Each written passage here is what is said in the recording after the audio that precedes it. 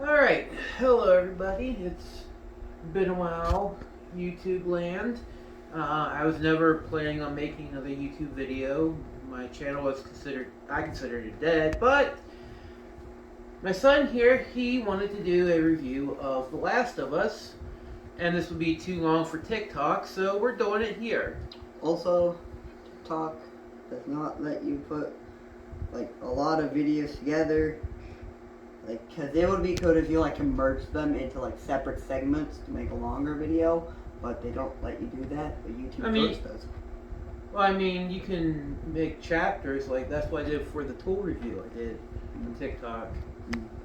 Anyway, moving on. Alright. I figured we'll just break this down to categories.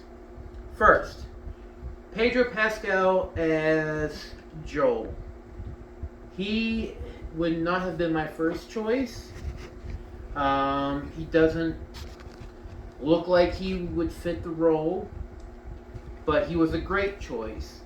If this would have came out in 73, that's a role that would have gone to Clint Eastwood, Charles Bronson, Steve McQueen, maybe Jack Nicholson.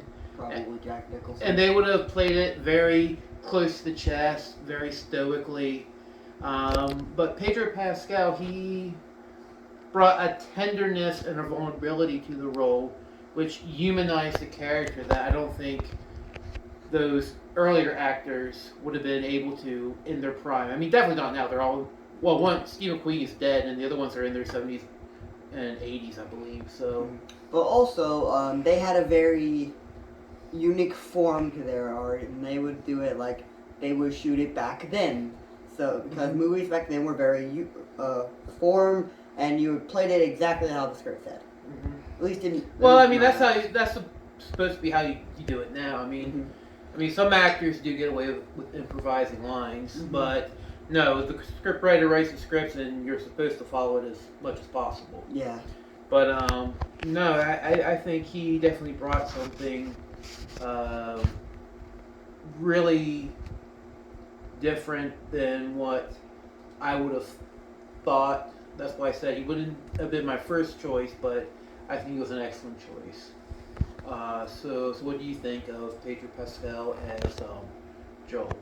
Well, he brings a lot of depth to the character. He's a very good emotional actor. He can bring a lot of emotion to the room, and he brings a lot of emotion to the set. And he's just a great choice. Like you said, he humanizes it. And he brings this sort of special, unique, and feeling to the character that most other actors couldn't bring to him. Okay. Alright, Bella Ramsey as Ellie. I thought she did a great job. I knew of The Last of Us. But I never played the game. I've never even seen clips from the game, so I was coming into this new, so I had nothing to compare it to, which I'm glad, because I think a lot of people who came to the show from the game were always, because it's human nature, it's that's not like the game, or, they don't look like they did in the game. It's you can't, so it stops them from judging it on their own merits, but I thought Bella Ramsey did a great job as Ellie. She nailed the hardness of the character, but she also had the childlike quality, which she's a child, and she brought that too, and none of it seemed forced. It all seemed natural. So, what's your opinion? Now, I've seen, obviously, YouTubers, since I don't have a PlayStation, but I've seen YouTubers play through the game. I've watched through the original and up through the second. There's some clips that I was just too bored to watch, or they had to cut certain elements of the game out to make the YouTube video short enough to, put on YouTube that it wouldn't bore. But even knowing that, I was it was a very good performance because, she was able to bring, Ellie from the game. She was able to basically copy her down from the game and use her attributes and put them into the show very nicely. And yeah, she was just very good casting. So okay. Now, the one problem I will say I do have is there weren't enough zombies. Um, I know some people like that, but there were so few of them that I never felt the threat of them.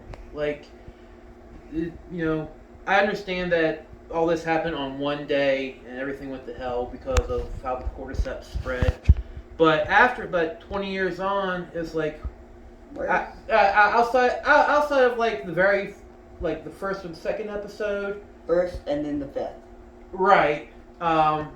It's like they're not there, and I'm just wondering. It's like I didn't feel that threat. I didn't feel like this sense of impending doom that was like just crushing down on humanity. I was like, to me, it's like, oh, this is fairly open. Why aren't people rebuilding? This doesn't seem to be a thing anymore. Mm. So that's the one thing I would say is a nitpick with the show.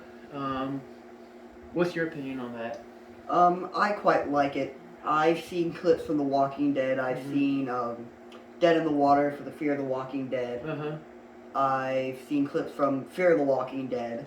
And you always see the zombies. There's no one clip that I've seen that doesn't have a zombie in it. Mm-hmm. Or, say, like, Negan attacking Rick or something. Well, you should, because Negan didn't come too much later in the show. Yeah. But yeah, I do understand what you're saying about the zombies. But still, I felt the threat from other groups of people. I never felt the threat from the cordyceps themselves. Yeah. And I felt that made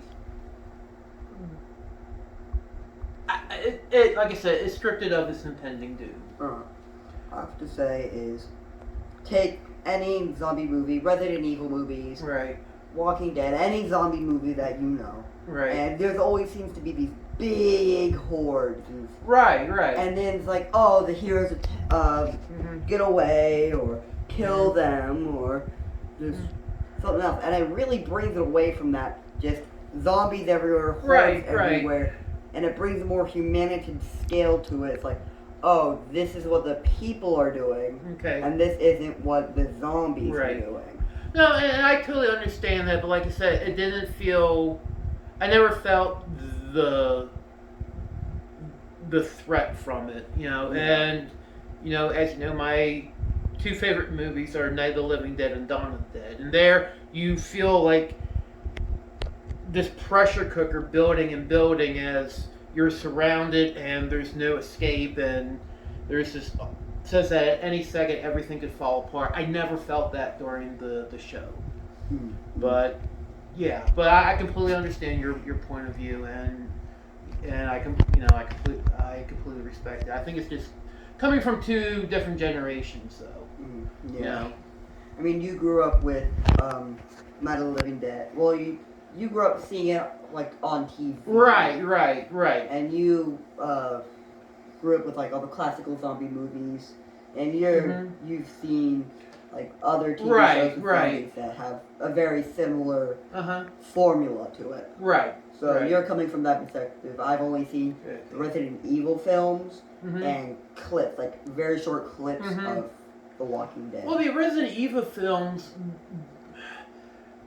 to me, I never felt. I mean, you see zombies everywhere, but I never get a sense of threat from them either, because those movies are just like cheesy, good fun. I mean, like 50s B movies, But yeah. Yeah. I mean, they were good films. Don't get me wrong. They were good films. They were fun. They were fun. It broke away from the classical zombie film and gave a little bit of cheesiness to it. Right. But the show as a whole, very well done. Yeah, excellent. Beautiful. Right. They got things from the game, like the scene with the giraffes. Okay, There's like one-to-one recopy of what happened in the game, down to the music. I will say this, I'm worried about that for season 2, because video games are one medium, television's another, and I think a lot of issues come about when people try to take something from one medium like books, comic books, video games, and do an exact copy of it. Because you can't, because each medium has its own strengths and weaknesses. So I'm just worried that they'll just slavishly reproduce, The Last of Us Part 2. And they won't, and not enough will be changed. Mm. But then again, if they don't make it exactly like, there's going to be people who scream about that too. So, I mean, it's kind of a no-win situation either way. But with the TV show, definitely you get a lot more feeling that you never got in the game. All the playthroughs that I saw, it's like these are just two like there were actors that did the movement, Right. but that was just the movement. It's mostly just people talking into a microphone. No real depth there. The characters. Well, the actors actually did who did the motion capture did the voices as well. Yeah, but they did the motion and then they just went into a booth and just started talking the lines. Mm-hmm. And with this, you get like the real emotions of what they're feeling instead of like, oh, these are just two made-up characters. And you really see that from like real human emotion instead of just this recast of one. Mm-hmm. Now, I will say, if we're going to talk The Last of Us versus The Walking Dead, I think The Walking Dead really followed what TV used to be. It's like you put out a show, or a movie. If it made money, you gave it a second sequel, you gave it a second series, or you gave it a sequel, and you kept doing that until it no longer made money anymore, and then you just canceled the show or canceled the movie series, and there was never a big overarching story. It's just because you never knew how long it was going to run. It was going to run. It could run for 3 seasons or 5 movies. You didn't know, so you were always making it up as you went along. And that was how things were done. I think people now, though, they demand an overarching story. They want that beginning, middle, and end. And that's one of the things where I think help Marvel take off. It's like the entire MCU had the Infinity Stone arc, and so with The Last of Us having a set arc, a set storyline, a definitive beginning and middle and end, I think that's what modern audiences want. They don't want a show that just kind of goes along and makes things up until eventually runs out of steam and then gets canceled. Yeah. Also, the Walking Dead had it kind of had a following the story. Like you had Shane and Rick, cops. And Rick gets hurt and he's in the hospital and the military shows up and all that. Mm-hmm. And then it follows through with that, and then it kind of cuts off when Rick kills Shane.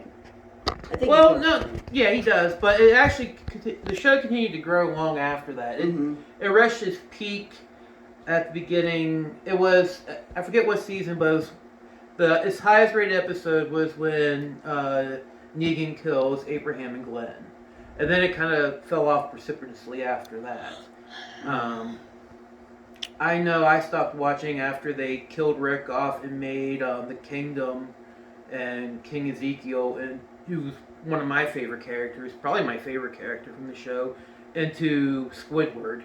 Everything that, they just dumped everything on him, so, which is very problematic because the Kingdom was the most prosperous settlement outside of the Sanctuary, but they got prosperous by stealing other people's stuff. The Kingdom produced, and King Ezekiel was the most successful leader, and being an African American man, I thought that was awesome. Also, I liked his tiger.